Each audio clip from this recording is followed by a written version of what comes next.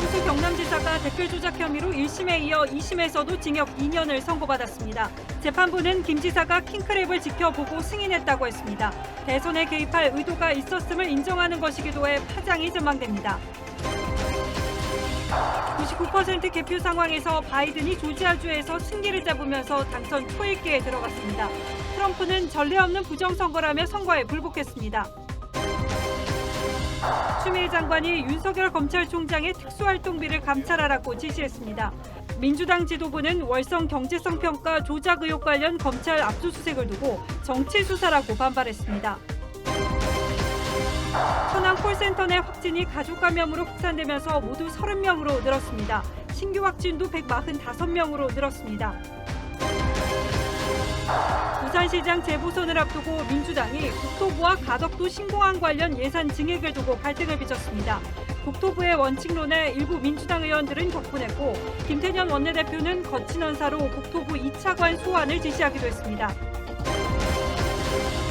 홍남기 부총리가 대책이 있었으면 발표했을 것이라며 정부의 부동산 대응에 한계가 있다는 점을 인정했습니다.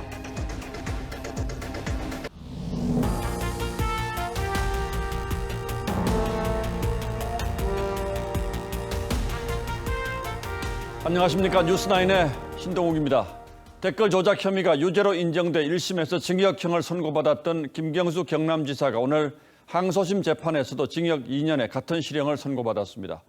핵심은 김 지사가 드루킹 일당의 댓글 조작 프로그램 시연을 지켜보고 댓글 조작을 묵인했다는 것입니다. 즉 지난 대선 당시 문재인 후보의 당선을 위해 댓글 조작이 이루어졌으며 김 지사가 그 과정에 직접 관여했다고 재판부는 판단했습니다. 이제 남은 절차는 대법원의 최종 결정인데 대법원은 1, 2심 재판부의 법리 적용에 문제가 없는지만 따지기 때문에 항소심 결과가 뒤바뀔 가능성은 크지 않습니다. 결국 이번 판결로 여권의 유력 대선 주자로 거론되던 김경수 지사의 정치 생명도 큰 위기를 맞게 됐습니다. 장윤정 기자가 먼저 보도하겠습니다. 김경수 경남도지사의 드루킹 댓글 조작 혐의에 대한 서울고등법원 판단은 1심과 다르지 않았습니다. 업무방해 혐의를 적용해 징역 2년을 선고했습니다. 재판부는 김 지사가 댓글 조작 프로그램인 킹크랩 시연을 받고 김 지사의 묵인하에 댓글 조작이 벌어졌다고 볼 수밖에 없다고 했습니다. 김 지사가 댓글 조작에 가담한 공범이라는 1심 판결에 손을 들어준 겁니다. 재판부는 조직적인 댓글 부대 활동을 용인하는 건 정치인으로서 절대 해서는 안 될 일이라고 엄중히 꾸짖었습니다. 다만 공직선거법 위반 혐의에 대해서는 징역형의 집행유예를 선고한 원심을 파기하고 무죄를 선고했습니다. 재판부는 실형을 선고하면서도 김 지사를 법정 구속하진 않았습니다. 재판에 성실히 참여했고 도주의 우려가 없다고 판단했습니다. 대법원의 최종 판단은 아직 남았지만 김 지사는 최대의 정치적 위기에 놓였습니다. 통상 대법원에서는 1심과 2심에서 판단한 사실관계를 근거로 법리 해석이 적절했는지만을 따집니다. 대법원에서 극적인 반전이 이루어지지 않는 한 김 지사는 차기 대선 주자 반열에서 멀어질 것으로 보입니다. TV조선 장윤정입니다. 지금부터 판결문을 자세히 살펴보겠습니다. 킹크랩 시연을 지켜봤다는 법원의 판단이 결국 김 지사 운명을 가르게 되었습니다. 김 지사 측은 지속적으로 이 사실을 부인해왔습니다만 검찰이 제시한 소위 정보보고 문서 속에 김 지사가 킹크랩의 존재를 알았을 것으로 보이는 여러 증거가 있었습니다. 재판부는 김 지사가 드루킹 일당으로부터 50여 차례 정보보고를 받은 사실도 유죄 판단의 중요한 근거로 제시했습니다. 이어서 이채현 기자입니다. 2016년 11월 9일 저녁, 김경수 지사가 드루킹 일당의 파주 사무실인 산채에서 킹크랩 시연을 받고 이를 승인했다는 재판부의 판단에는 드루킹이 김 지사에게 보낸 50여 차례의 온라인 정보보고의 존재가 결정적이었습니다. 드루킹은 김 지사에게 온라인 정보보고 문서를 50여 차례 올렸는데 이 안에는 극비, 킹크랩 운용 현황이 있었고 시연회 후 보고에는 킹크랩 완성도 98%라는 내용도 있었습니다. 김 지사가 파주 사무실에 머무르던 시각, 킹크랩 프로토타입이 구동됐다는 네이버 접속 로그 기록도 유력한 증거로 판단했습니다. 또 킹크랩 개발자들 내부 문서에는 김 지사에게 킹크랩 기능을 보고했다는 내용도 있었습니다. 재판부는 킹크랩 시연 주체인 드루킹과 우모 씨 기억에 주목할 필요가 있다고 했습니다. 드루킹 김동원 씨의 옥중 노트 등에는 김 지사에게 킹크랩을 시연했다는 내용이 뜬금없이 등장한다면서 이 표현이 강의장에서나 모바일폰 등 구체적이고 현실적이라고 했습니다. 재판부는 객관적 증거들이 하나하나 드러나고 그 모두는 예외 없이 2016년 11월 9일을 향하고 있다고 유죄를 선고했습니다. TV조선 이채연입니다. 재판부는 판결문에서 이번 사건을 지난 대선 때 특정 후보에게 유리하도록 댓글 조작을 한 사건이라고 분명히 규정했습니다.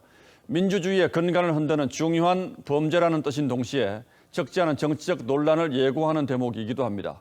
그러면서도 공직선거법 위반 혐의에 대해서는 유죄를 인정하지 않았습니다. 그 이유는 한송원 기자가 자세히 설명하겠습니다. 드루킹 김동원은 킹크랩이라는 프로그램을 개발해 2016년 12월부터 2018년 2월까지 네이버와 다음 등에서 댓글 순위를 조작했습니다. 2017년 5월에 있었던 대통령 선거는 그 한가운데 있었습니다. 재판부는 2017년 대선 과정에서 드루킹이 더불어민주당과 문재인 전 대표에게 우호적인 여론이 형성되도록 댓글 작업을 했고 대선 이후에도 계속됐다고 판단했습니다. 재판부는 선거 국면에서 특정 정당이나 그 정당의 후보자에게 유리한 방향으로 여론을 유도할 목적으로 댓글 순위 조작이 이루어진 것은 위법성의 정도가 더 무겁다고도 했습니다.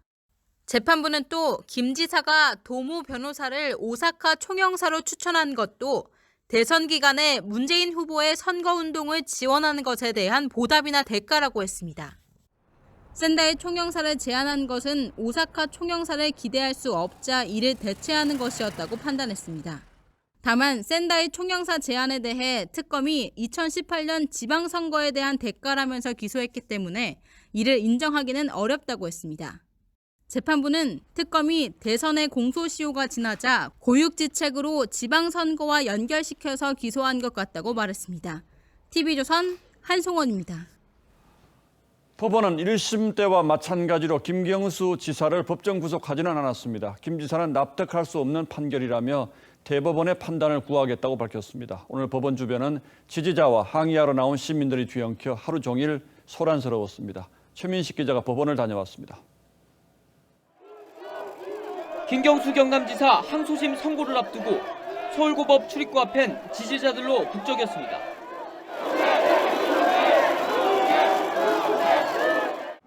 법원 동문 앞엔 김 지사를 규탄하는 손팻말과 구호가 이어졌습니다. 김경수를 구속하라! 항소심 법정으로 향하는 김 지사는 비교적 여유 있는 모습이었습니다. 제 결백을 밝히기 위해서 최선을 다해 노력해왔습니다. 김 지사는 재판장과 눈을 맞춰가며 메모를 하는 등 적극적인 모습이었지만 킹크랩 시연을 인정하는 취지의 판단이 나오자 유죄를 직감한 듯 고개를 좌우로 가로젓기도 했습니다. 굳은 표정으로 법정을 나온 김 지사는 짤막한 소회를 남기고 떠났습니다. 저로서는 도저히 납득할 수 없는 판결입니다. 나머지 진실의 절반은 즉시 상고를 통해 대법원에서 반드시 밝히도록 하겠습니다. 김 지사는 대법원 확정 판결까지 도지사직을 유지하면서 상고심 대응에 주력할 계획입니다. 허익범 특검도 항소심 판결에 대해 법리적으로 달리 볼 부분이 있다면서 상고 의지를 내비쳤습니다. TV조선 최민식입니다. 야당은 오늘 판결로 소위 드루킹 사건이 선거를 유린한 중대 범죄라는 점이 판명됐다며 이제는 문재인 대통령이 입장을 밝히라고 요구했습니다. 반면 민주당은 판결에 유감을 보이면서 대법원의 최종 판단을 지켜보자고 했습니다. 보도에 차정성 기자입니다. 선거에 맞추어 댓글 조작을 시작하였습니다. 정치적 여론을 왜곡한 것입니다. 국민의힘은 2년 전 특검 수사가 사실로 드러났다며 댓글 조작의 최대 수혜자는 문재인 대통령이라고 주장했습니다. 판사 출신인 김기현 의원은 오늘 판결로 지난 대선의 정당성은 이미 상실됐다고도 했습니다. 가장 측근에 있던 중요 인사가 대량으로 댓글을 자동 생산하고 한 이런 것이 유죄로 판결된 상황에서 대통령께서 사과하고 입장 표명이 있어야 할 거라고 봅니다. 주 원내대표는 실형을 받았는데 보석이 취소되지 않은 것도 이례적이라고 지적했습니다. 국민의당은 김 지사의 사퇴와 안철수 대표에 대한 사과를 요구했습니다. 2017년 대선에서 문 대통령과 경쟁했던 안 대표가 댓글 조작의 최대 피해자라는 겁니다. 민주당은 김 지사의 결백과 무죄를 확신한다며 유죄 판결 부분을 도저히 납득할 수 없다는 입장을 내놨습니다. 야당에서는 사실 좀 나아가서 대통령이 사과해야 된다. 아직 확정된 것이 아니죠. 김 지사와 함께 여권 내 대선 주자로 분류되는 이재명 경기지사는 잘 수습되길 바란다고 했습니다. TV조선 차정승입니다. 자, 말씀드린 것처럼 이번 판결은 대선에 영향을 미치기 위한 댓글 조작이 법적으로 인정됐다는 사안의 중대성뿐 아니라 여권의 차기 대선 주자로 거론되는 김경수 지사의 정치적 위상까지 감안하면 그 파장이 만만치 않을 듯합니다. 정치부 서주민 기자가 나와 있습니다. 자, 서 기자 어서 오십시오. 뭐 1심도 그렇고 2심도 그렇고 징역 2년, 물론 야당에서는 너무 가볍다 이렇게 얘기합니다만 죄질을 무겁게 판단한 거라고 봐야 되겠죠? 그렇습니다. 앞서 리포트에서도 보셨지만 법원은 양형 이유를 설명하면서 1심과 마찬가지로 여론 왜곡에 더해서 이 특정 후보에게 유리한 방향으로 여론을 유도할 목적으로 댓글 순위를 조작했다는 점에서 그 위법성 정도가 더 무겁다고 명시를 했습니다. 예. 특히 김 지사가 문재인 당시 후보의 최측근이었고 또 캠프 대변인도 맡았었기 때문에 이번 판결이 정치적으로 의미하는 바 역시 가볍지가 않습니다. 또 법원이 드루킹과 김 지사의 공모관계를 인정하면서 단순히 이 민간 외곽 조직의 자발적인 행위다 이렇게만 볼 수는 이렇게 치부할 수도 없게 됐습니다. 자, 그리고 법원이 또 하나 이 판결문에서 이번 사건이 대선에서 특정 후보를 유리하게 하려고 한 것이다. 이걸 그렇습니다. 분명히 명시한 것도 굉장히 의미심장하죠. 그렇습니다. 현 정부의 도덕성도 당연히 상처를 받을 수밖에 없는 상황이 됐습니다. 이 경국모가 만든 자료에는 이 당시 안철수 후보죠. 안철수 후보의 지지율이 37%까지 올랐을 때 5일 동안 안철수는 이 MB 아바타라는 대대적인 네거티브 공격을 했었다 이렇게 돼 있었습니다.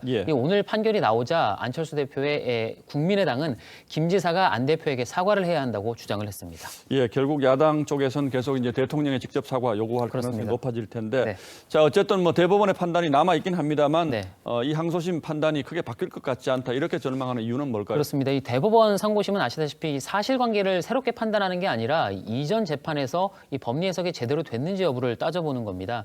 그런데 이번 항소심은 재판장이 이 차문호 판사에서 이 함상훈 판사로 교체가 되면서 1년 9개월이나 걸렸었죠. 부장판사가 이렇게 바뀌면서 2심에서만 사실관계에 대해서 그러니까 사실상 2차례에 걸쳐서 김 지사가 킹크랩 시연을 봤다는 사실을 인정한 만큼 이 유죄 판결을 뒤집히기는 어렵다는 전망이 우세합니다. 또 이 우리법 연구회 출신이죠. 김민기 주심 판사도 킹크랩 시연을 봤다는 부분에 대해서 이견을 달지 않았습니다. 자, 김경수 지사 쪽에서는 이 킹크랩 보지 않았다 여기에 이제 집중했는데 그 그렇습니다. 부분은 이견 없이 봤다 이제 이렇게 결론이 났다는 거고 어쨌든 지금 여권 특히 이제 친문 진영에서는 김경수 지사를 가 무죄가 되면 유력한 차기 주자로 거론해온 건 사실인데 이렇게 되면 뭐 지사직 유지하기 어려운 것은 물론이고 다음 대선 출마도 당연히 어려워지겠죠. 그렇습니다. 물론 뭐 대법원 선거 일정을 지금 아직 예측할 수가 없고 또 이 법원 판단도 끝까지 예단할 수가 없기는 합니다. 하지만 대법원에서도 유죄가 그대로 인정이 된다면 그 순간 지사직을 잃을 뿐 아니라 이 복역을 마친 뒤에도 5년 동안 이 피선거권이 제한이 됩니다. 김 지사의 정치적 행보에도 당연히 영향이 불가피하게 된 겁니다.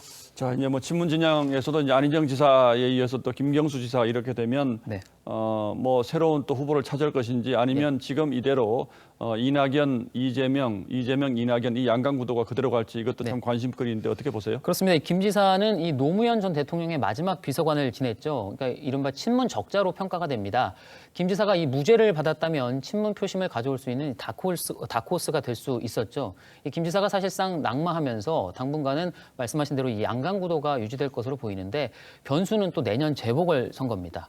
그러니까 서울시장, 부산시장 선거 결과에 따라서 이 양강 구도가 어떻게 될지가 잘 모르겠다는 거죠. 그렇습니다. 이낙연 대표의 경우 이 엄밀하게 얘기하면 친문은 아니지만 현재는 친문과 일종의 전략적 제휴를 맺고 있는 상태다 이렇게 볼 수 있습니다.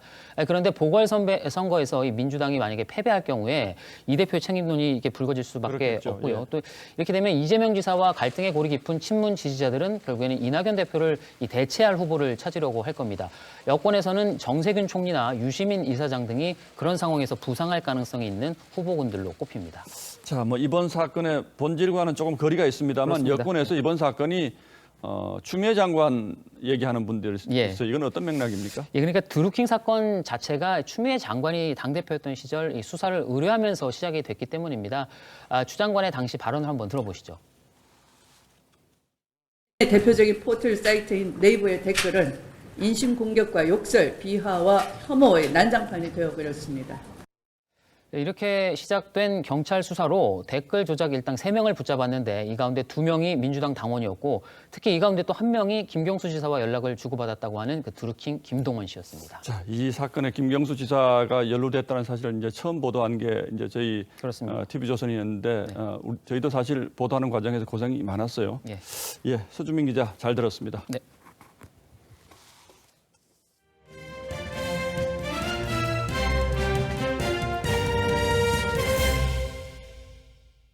미국 대선은 민주당의 바이든 후보의 승리가 사실상 확정적입니다. 경합주였던 조지아주에서 바이든이 역전에 성공함으로써 이제 트럼프가 다시 전세를 뒤집을 가능성은 희박해졌다는 평가입니다. 워싱턴으로 가보겠습니다.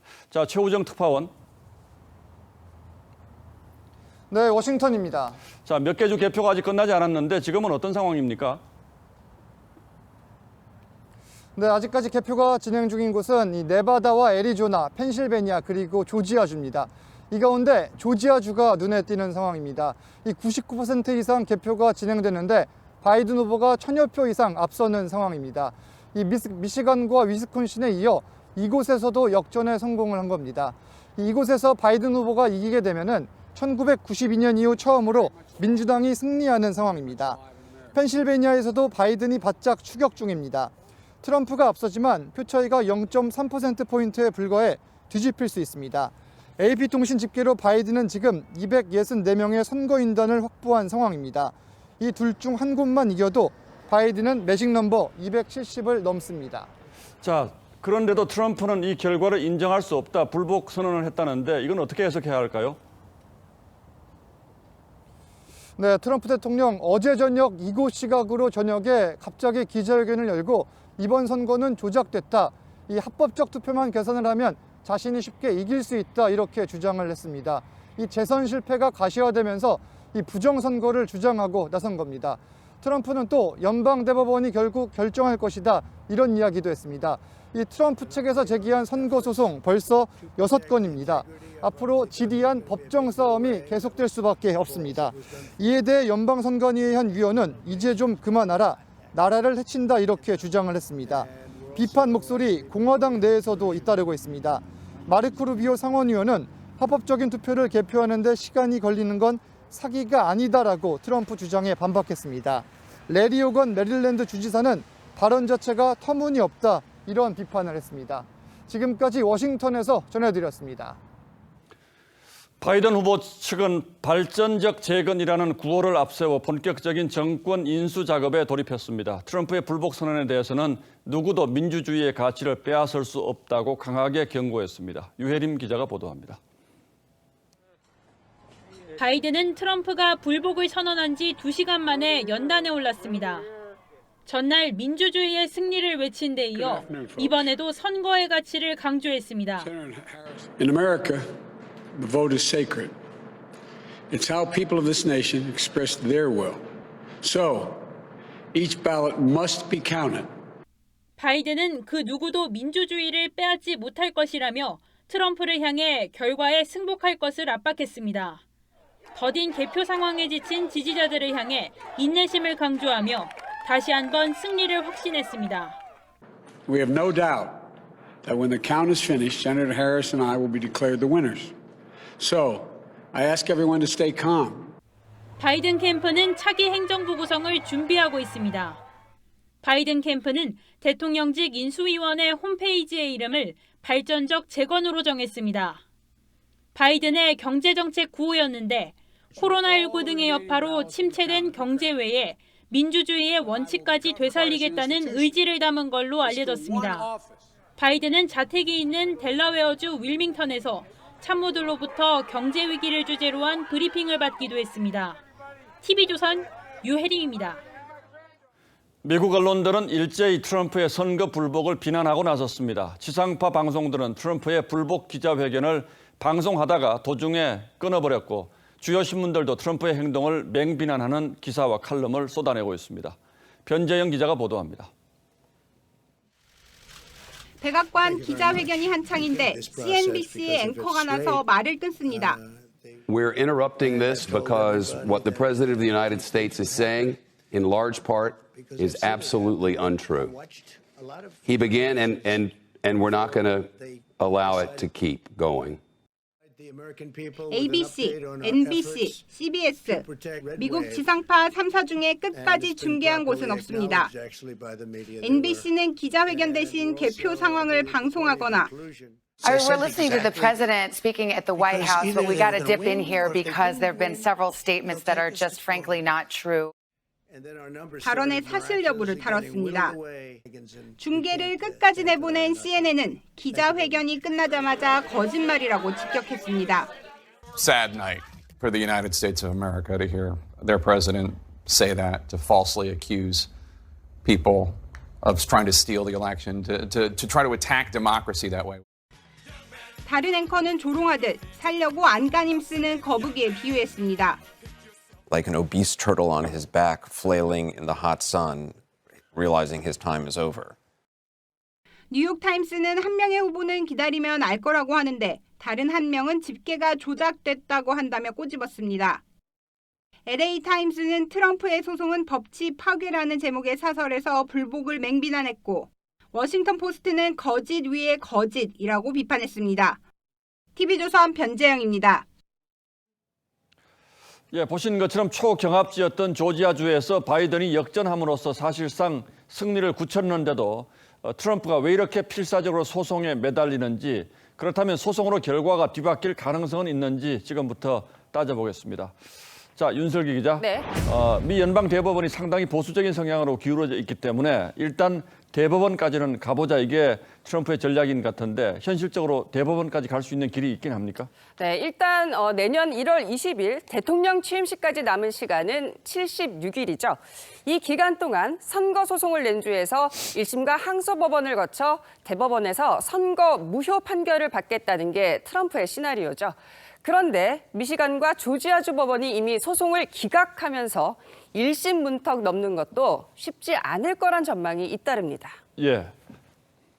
법원에서 계속 기각을 하면은 결국에는 시간이 지나더라도 트럼프 후보 쪽이 할 수 있는 게 별로 없거든요. 어떻게 해서 대법원까지는 간다고 치고 대법관들이 보수 성향이라고 해서 트럼프의 손을 들어줄까요? 그래서 이 트럼프 기대와는 다른 관측들도 큽니다. 미 대법원은 이 정치적 사건의 깊숙한 판단을 삼가하는 게 관행이고 무엇보다 트럼프가 불법 선거를 입증할 객관적인 증거를 내놓는 게 쉽지 않을 거란 이유에서죠. 앞으로 취임식까지는 76일밖에 남지 않았는데 법원의 사정이 그렇다면 트럼프가 선택할 수 있는 다른 시나리오는 뭐가 있습니까? 네, 그래서 제기되는 게 일종의 시간 끌기 시나리오죠. 자, 모든 주는 다음 달 8일까지 개표 관련 법적 분쟁을 마치고 선거인단을 확정해 14일 투표를 해야 합니다. 그런데 일부 법원이 소송을 받아들여 심리를 한다면 이 시한을 넘겨 선거인단 투표가 무산되고 결국 하원이 대통령을 뽑는 절차를 밟게 될 수 있다는 거죠. 미국 대통령 선거가 간접 선거 방식이어서 이런 복잡한 상황이 일어날 수 있다는 건데 실제로 이런 일이 벌어질 가능성은 크지 않겠죠? 그렇습니다. 자, 그렇다고 하더라도 순조로운 정권 이양을 기대하기는 어렵겠죠? 네, 사실 대선 전부터 미 정가에선 인정사정 볼 것 없는 레임덕, 즉 트럼프가 곱게 안 떠날 것이란 전망이 있었습니다. 대통령 권한을 막판까지 행사해 측근 사면, 고위관료 해고, 대통령 기록물 폐기, 심지어 차기 정부에 타격을 주려고 코로나 대응까지 포기할 수도 있다고 한 정치 매체가 내다봤죠. 자, 실제 트럼프의 2기 내각 구상 소식이 전해지면서 이 같은 시나리오에 더욱 힘이 실리는 상황인데요. 이런 트럼프를 누가 말릴 수 있을까요? 트럼프는 사실 전통 공화당은 아니었기 때문에 공화당 자체에 대한 어떤 어려움으로 이어진다면은 그런 대통령을 끝까지 공화당이 지지할 가능성은 두고 봐야. 졌다고 해서 이렇게까지 하면 정말 아름답지 못한 이름으로 기록될 텐데 트럼프가 뭐 이렇게까지 할 건지 좀 지켜보죠. 그렇습니다. 예, 잘 들었습니다. 자, 이렇게 미국 곳곳에서는 선거 결과를 두고 파열음이 커지고 있습니다. 자신이 지지하는 후보에 따라서 반으로 갈라져 거리로 쏟아져 나오고 있는데 일부는 무장까지 하고 있어서 상황이 매우 위태롭습니다. 오늘의 포커스는 둘로 갈라진 미국에 맞췄습니다. 미국 대선의 향방을 결정지을 커다란 변수로 떠오른 조지아주의 애틀랜타 개표소 앞. 트럼프 지지자들이 성조기와 트럼프 캠프 깃발을 들고 모였습니다.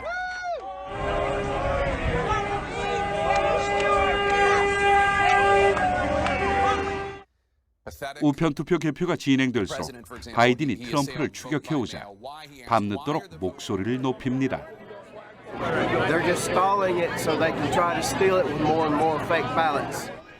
밤이 깊은 애리조나주 피닉스의 개표소 앞도 상황은 다르지 않죠.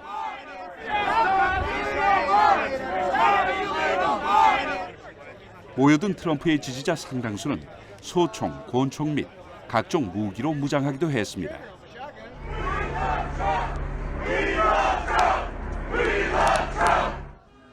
네바다주에선 트럼프가 역전을 당하자 라스베가스의 지지자들도 거리로 뛰쳐나왔습니다.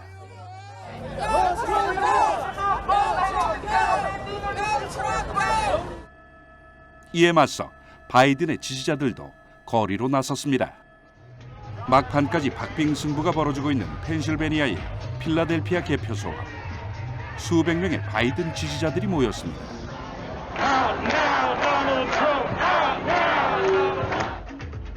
개표를 중단하라는 트럼프 측에 맞서 모든 표를 개표하라고 외치는 거죠. 뉴욕에서는 인종차별 반대 시위자들이 합류해 맨해튼 거리를 가득 메웠습니다.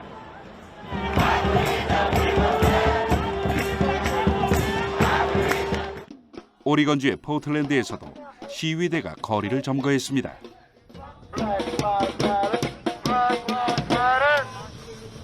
시위자 중 일부가 성조기를 불태우는 등 폭력 사태 조짐을 보이면서 주 방위군이 투입되기도 했습니다. 당선자 확정이 늦어지면서 지지자들 사이에 갈등이 격화되고 있는 미국. 차기 대통령이 둘로 갈라진 여론을 봉합해야 할 커다란 숙제를 안게 됐습니다. 뉴스9 포커스였습니다. 추미애 법무장관이 이번엔 특수활동비로 윤석열 검찰총장 압박에 나섰습니다. 이 검찰에 배정된 특수활동비가 윤 총장 주머니 돈처럼 쓰이고 있다면서 감찰을 지시한 건데요. 이에 대검찰청은 특활비는 적법하게 사용되었고 국회의원이 점검하겠다면 다 공개하겠다는 입장입니다. 추 장관이 감찰권을 과도하게 동원하고 있다는 지적이 나옵니다. 백연상 기자입니다. 어제 국회 법사위에 출석해 특수활동비를 윤석열 총장의 주머니 돈이라고 비판한 추미애 법무장관. 이 특활비는 사실은 뭉탱이 돈으로 갖고 가서 임의로 쓰기 때문에 그 기준도 없기 때문에. 추 장관은 오늘 긴급 알림을 통해 윤석열 검찰총장의 특수활동비에 대한 상세 내역을 보고하라고 대검 감찰부에 지시했습니다. 추 장관은 각급 검찰청과 대검찰청 각 부서별로 작년에 비해 얼마나 지급됐는지 월별로 보고하라고도 했습니다. 또 특정검사와 특정부서에 1회 500만 원 이상 배정된 내역 등도 조사하라고 했습니다. 검찰의 특수활동비는 올해 기준 약 94억 원인데 2021년도 예산안으로는 약 84억 원이 제출된 상황입니다. 이에 대해 대검 관계자는 적법하게 절차에 따라 특활비를 집행했고 그 근거들이 다 있다며 국회의원들이 특활비를 점검하겠다면 가능한 범위 내에서 자료를 공개하겠다고 했습니다. 한 재경지검 고위 관계자는 대검찰청의 특활비가 윤 총장의 대선 자금으로 사용하는 게 아니냐는 여당 의원들의 주장에 아연실색했다고 말했습니다. TV조선 백연상입니다.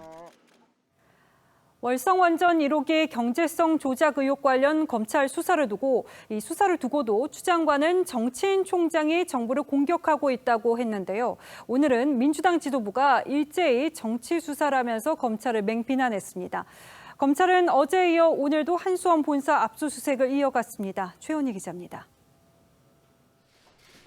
민주당 지도부가 월성 1호기 수사에 나선 검찰을 맹비난했습니다.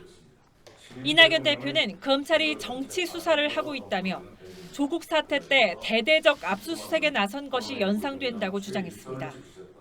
문재인 정부가 추진하는 중요 정책입니다. 이에 대한 사법적 수사는 검찰이 이제 정부 정책의 영역에까지 영향을 미치겠다는. 김태년 원내대표는 윤석열 검찰총장이 추미애 장관을 비판하며 썼던 점잖은 표현을 빌려 윤 총장을 공격했습니다. 유감이라고 말씀을 드렸습니다마는 제가 쓸 수 있는 가장 점잖은 표현입니다. 지도부에선 국정 흔들기, 청부 수사란 말까지 나왔습니다. 검찰이 국민을 대신해서 나서는 것은 헌법에 대한 위반입니다. 야당발 청부 수사가 이루어지고 있습니다. 빛의 속도가 아닐 수 없습니다. 국민의힘은 말로는 살아있는 권력을 수사해야 한다고 하면서 권력을 수사하면 늘 방해하고 비판한다고 지적했습니다. 낙마이라는 말이 나올 것 같아서 품위 있게 비판하려고 하니까 참 힘듭니다. 상태가 대단히 좋지 않다는 젊은이들 말로 대신하도록. 국민의힘 법사위 김도읍 간사도 비위 행위를 감추기 위해 수사를 방해하는 행태로 법치주의를 훼손하는 심각한 문제라고 비판했습니다. TV조선 최원입니다. 보름여 동안 100명 안팎을 오가던 신규 확진자가 100명 중반대로 올라섰습니다. 천안 콜센터 관련 확진자는 직원 감염에서 가족 등으로 확산되면서 30명으로 늘었는데요.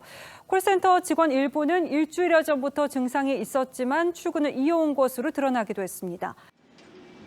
서울 송파 가락시장. 지난 2일 상인 1명이 첫 확진된 뒤 다른 상인 5명과 가족 2명이 잇따라 감염됐습니다. 전파는 청과물 경매장에서 시작됐습니다. 경매 그때 일어나는 말 많이 하고 이제 소리 나고 하는 그런 분들도 있고 접촉자는 정확하게 90몇 명이에요. 서울 강서구의 한 보험사에선 직원 14명과 가족 3명 등 17명이 감염됐습니다. 충남 천안 콜센터 집단 감염도 가족으로 퍼지면서 관련 확진자는 30명으로 늘었습니다. 30대 여성 A씨는 지난달 26일부터 인후통 증세가 나타났는데도 일주일 넘게 출근하다 첫 확진자가 나와 전수검사를 받은 뒤 감염이 확인됐습니다. 수도권과 충남 등으로 전파가 확산되면서 국내 코로나19 신규 확진자는 최근 2주간 최대인 145명을 기록했습니다. 서민들의 생계를 위축시킬 수 있는 거리두기 단계의 상향 조정까지도 검토해야 되는 상황이 발생할 가능성이 있습니다. 내일부터 5단계로 세분화된 새 사회적 거리두기가 시행되더라도 1단계를 유지하지만 증가세가 계속되면 1.5단계로 격상할 수 있다는 겁니다. TV조선 황명준입니다. 초등학교에는 수업을 마친 뒤에 아이들을 돌봐주는 돌봄 교실이 있습니다. 그런데 오늘 전국 돌봄 교실 3곳 중 한 곳은 문을 닫았습니다. 돌봄 전담사들이 전일제 전환을 요구하면서 경고성 파업을 벌였기 때문인데요. 취지는 이해하지만 맞벌이 부부는 난감할 수밖에 없습니다. 윤서아 기자입니다. 교실을 나온 돌봄 전담사들. 교육부 앞에서 8시간 전일제 근무를 한 목소리로 요구했습니다. 16% 정도가 8시간 전일제입니다. 나머지는 다 4시간, 5시간, 6시간. 민주 당사와 각 교육청 앞에서도 집회는 이어졌습니다. 지자체 이전 반대한다! 반대한다! 반대한다! 각 구마다 다 예산이 다른데 그렇게 되면은 아이들이 지금 어린 아이들인데 차별을 받게 되잖아요. 전국 집회에는 돌봄 전담사의 41%인 4,900명이 참여했습니다. 이 때문에 전국 초등 돌봄 교실 12,000곳 중 3분의 1가량의 운영이 중단됐습니다. 파업 참여율이 높은 광주와 강원, 충북은 4분의 3이 문을 닫았습니다. 파업 취지를 이해한다는 학부모들도 있었지만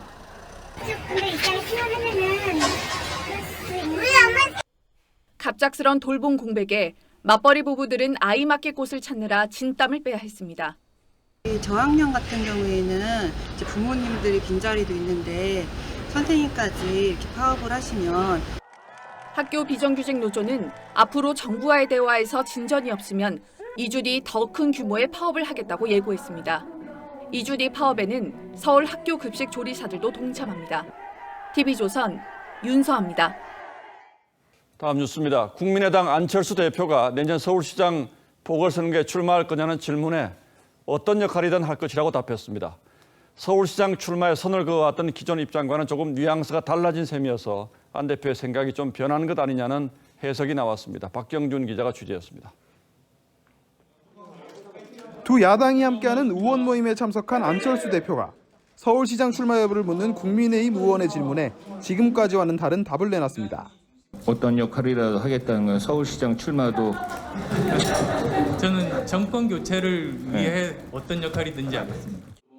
지난달 한 언론 인터뷰에서 서울시장에 출마할 생각이 없다고 말해 대선으로 직행할 거란 관측이 나왔던 것과는 배치되는 답변입니다. 다만 안 대표는 다른 표현을 썼을 뿐 변한 건 없다며 확대 해석을 경계했습니다.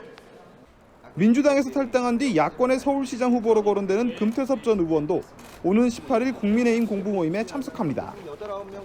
김종인 위원장은 외부 인사의 경선 참여 가능성을 열어뒀습니다. 완전 경선제를 할 수도 있는데 원하면 와서 같이 경선할 수 있는 거예요. 당내에서는 경선 때 일반 여론조사 비율을 90%까지 높이자는 주장도 나왔습니다. 하지만 일반 국민 참여 비율을 높이면 인지도가 높은 기존 인물이 유리할 수 있어 새로운 인물을 찾겠다는 취지와 배치될 수 있다는 우려도 있습니다. TV조선 박경주입니다. 홍남기 경제부총리가 국회에 나와서 특별한 부동산 대책이 있으면 벌써 발표했을 것이라고 말했습니다. 사실상 대책이 없다는 뜻을 밝힌 겁니다. 이런 가운데 여당이 전세 기간을 최대 6년까지 보장받을 수 있는 법안을 발의했지만 주무장관인 김현미 국토부 장관은 부정적인 입장을 내놨습니다. 무대체계, 막무가내의 엇박자에 정부 여당의 부동산 대책에 국민들의 불신이 갈수록 커지고 있습니다. 윤수영 기자가 취재했습니다. 이번 주 서울 아파트 전세 수급 지수는 130.1. 숫자가 높을수록 전셋집이 부족하다는 의미인데 감정원 통계 작성 이후 역대 최고치입니다. 전국 아파트 전셋값은 60주째 오름세입니다. 문재인 대통령은 지난달 국회 시정연설에서 전세난을 해결하겠다고 했지만 임대차 3법을 조기에 안착시키고 질 좋은 중형 공공임대 아파트를 공급하여 전세 시장을 기필코 안정시키겠습니다. 홍남기 경제부총리는 뾰족한 대책이 없다는 걸 시인했습니다. 확실한 대책이 있으면 벌써 정부가 다 했겠죠. 이런 가운데 민주당 박광훈 사무총장은 2+2, 즉 4년까지 연장할 수 있는 전세 기간을 3+3으로 다시 6년까지 늘리는 법안을 발의했습니다. 초등학교 또는 중고등학교가 각각 6년인 취약 기간을 감안한 겁니다. 하지만 김현미 국토부 장관은 정부와 협의가 없었다며 난색을 표했습니다. 현재는 검토하고 있지 않습니다. 사전에 들으신 바 있습니까? 없습니다. 야당은 여당을 겨냥해 아직 뭐가 문제인지도 모르고 있다고 비판했습니다. 이 처참한 부동산 임대차법의 실패에서 아직도 뭐가 문제인지조차 모르고 있는 것 같습니다. 해당 법안이 등록된 의안정보 시스템엔 지금도 얼마나 피해가 큰지 아느냐, 전세를 없애자는 얘기냐는 등 반대 댓글 800여 개가 달렸습니다. TV조선 윤수영입니다. 동남권 신공항 문제를 두고도 정부와 여당이 다시 충돌했습니다. 이낙연 대표가 부산시장 보궐선거를 앞두고 약속한 가덕도 신공항 관련 예산 편성에 국토부가 반대하자 화가 난 김태년 민주당 원내대표가 국토부 2차관을 국회로 오라고 하면서 해서는 안 될 말까지 했습니다. 이 때문인지 결국 정부가 뒤로 물러섰습니다. 황정민 기자가 취재했습니다.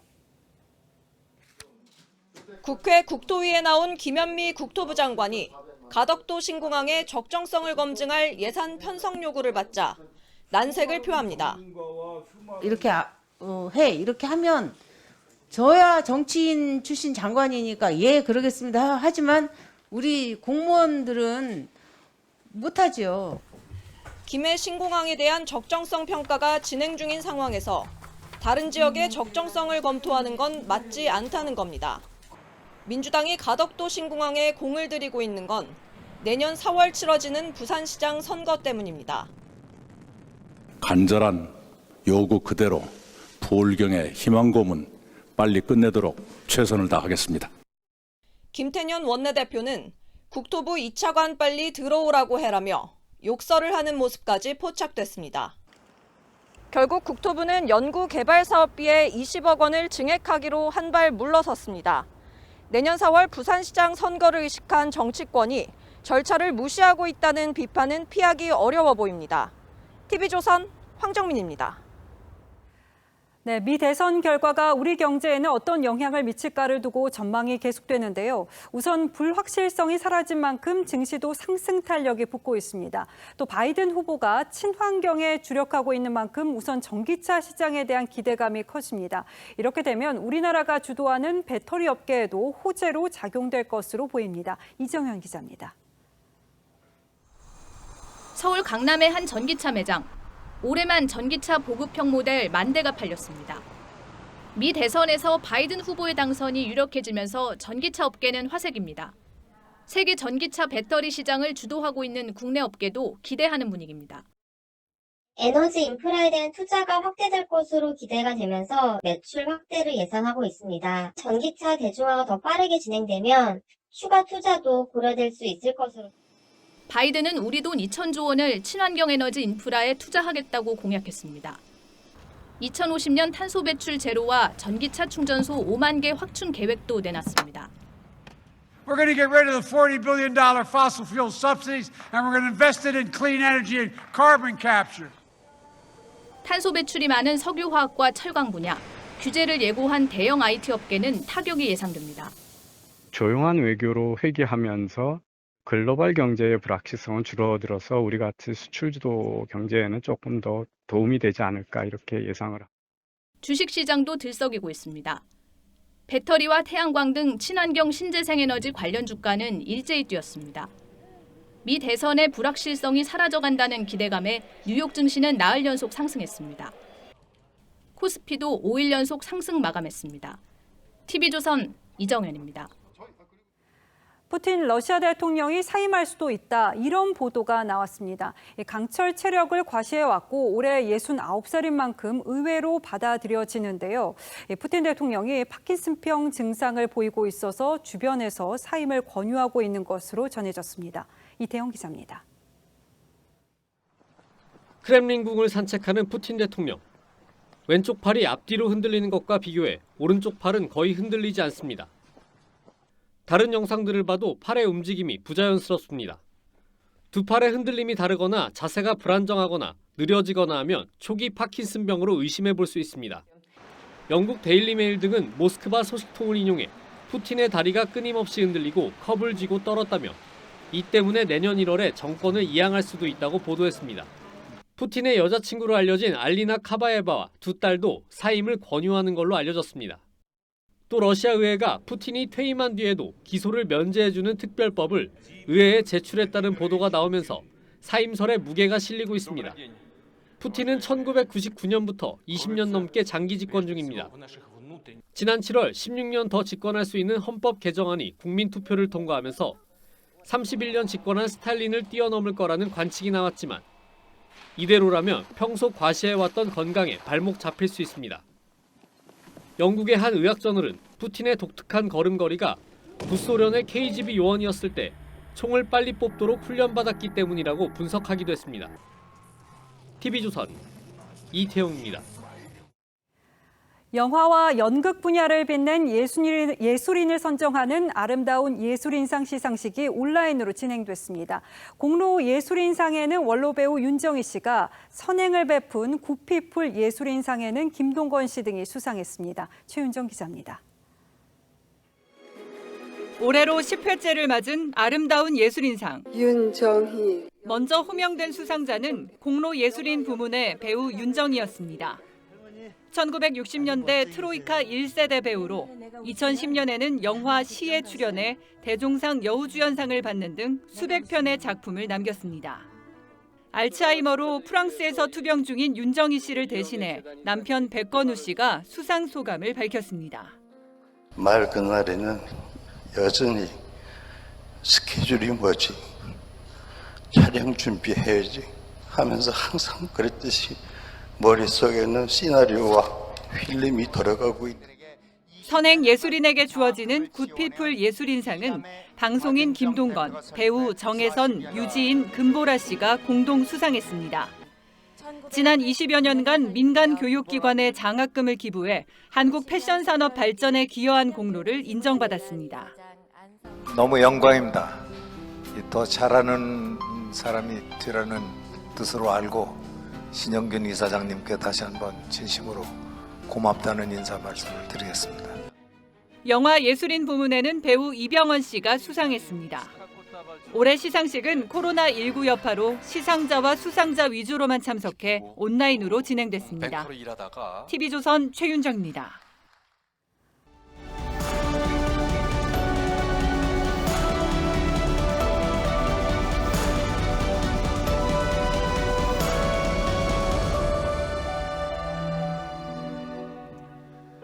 여인이 누군가를 기다립니다. 늦가을 낙엽은 하염없이 날리고 남자는 그러나 끝내 나타나지 않습니다. 사흘 휴가를 나온 중년 죄수와 젊은 위조 집회범의 짧은 만남, 긴 이별을 그린 영화 만추입니다. 3번 다시 만들어 김지미와 이정길, 김혜자와 정동환, 현빈과 탕웨이가 연기했지만 역시 명편은 문정숙, 신성일의 원작입니다. 시인이자 영화 감독이었던 이세룡이 그 만추를 시로 썼습니다. 늦게 도착한 엽서가 쌓이고 있다. 낙엽, 문정숙 씨의 푸른 근심 속으로 한 남자가 걸어온다. 가을은 기다림과 체념, 미련의 계절입니다. 널어놓은 빨래가 밤비에 젖고 있다. 아, 추워라. 밤비에 쓸쓸히 젖어가는 가을밤, 시인은 따끈한 차를 떠올립니다. 여타 할 일 없고 긴 밤, 모과차 마시며 가을 빗소리. 빗소리를 따라온 가을이 빗소리에 실려 깊어가는 밤입니다. 오는가 싶더니 벌써 떠날 차비를 하는 만추입니다. 등불 아래 시집 한 권 펴놓고 싶어집니다. 가을을 등화 가친의 계절이라고 합니다. 송나라 시인이자 사상가인 한유가 아들에게 독서를 권하는 장시의 한 구절이죠. 그보다 이 황량하고 스산한 시대에 던지는 가르침은 시 맨 끝에 나옵니다. 사사로운 정, 은과 올바른 의는 서로 어긋나는 법.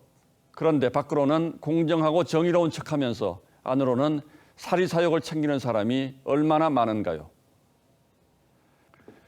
신경심리학에서는 사람이 권력을 쥐면 뇌가 바뀐다고 말합니다. 판사 출신의 여당 의원이 선배 대법관을 다그치는 이 장면 어떻게들 보셨습니까? 의원님들 살려주십시오. 한번 하세요, 예산. 무게 6g, 그 금배지라는 게 사람을 이렇게 바꿔놓은 것일까요? 국민이 맡긴 돈을 권세 부리는 쌈짓돈으로 아는 그 호기를 보는 것만으로도 얼굴이 붉어집니다. 여성가족부 장관은 또 어떻습니까? 국민 전체가 성인지성에 대한 집단학습을 할 수 있는 기회가 양성평등을 주창해온 학자가 장관이 되더니 누구보다 먼저 성인지 감수성을 학습해야 할 사람으로 바뀐 듯합니다. 드루킹 댓글 조작 사건으로 항소심에서까지 징역 2년을 선고받은 김경수 경남지사의 표정 역시 반성이나 첨예와는 거리가 멀어 보였습니다. 가을은 속죄와 참회, 감사와 은총의 기도를 올리는 계절입니다. 세상에는 영혼을 구원받아야 할 속된 존재가 너무나 많지만 용서와 사랑은 인간이 아니라 하늘의 몫입니다. 11월 6일 앵커의 시선은 가을엔 기도하게 하소서였습니다.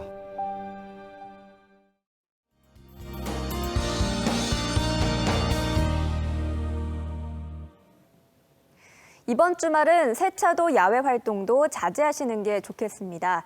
일단 비는 수도권과 강원 영서 지역에 내일 아침까지 내리다가 그치겠고 양도 매우 적겠습니다. 다만 비가 그치자마자 황사가 바로 유입되는데요. 내일 오전을 시작으로 모레까지 영향을 주겠습니다. 주말 동안 마스크 착용 잘하셔야겠고요. 하늘은 먼지로 가득하겠습니다. 내일까지는 크게 춥지 않겠습니다. 아침에는 10도 안팎에서 출발하겠고요. 한낮 기온은 서울과 청주가 18도, 대구 21도, 전주는 19도가 되겠습니다. 모레부터는 기온이 다소 떨어지기 시작해 다음 주 월요일에는 서울의 아침 기온이 1도까지 떨어지겠습니다. 날씨였습니다. 11월 6일 금요일 뉴스9은 여기서 모두 마치겠습니다. 시청해주신 여러분 고맙습니다.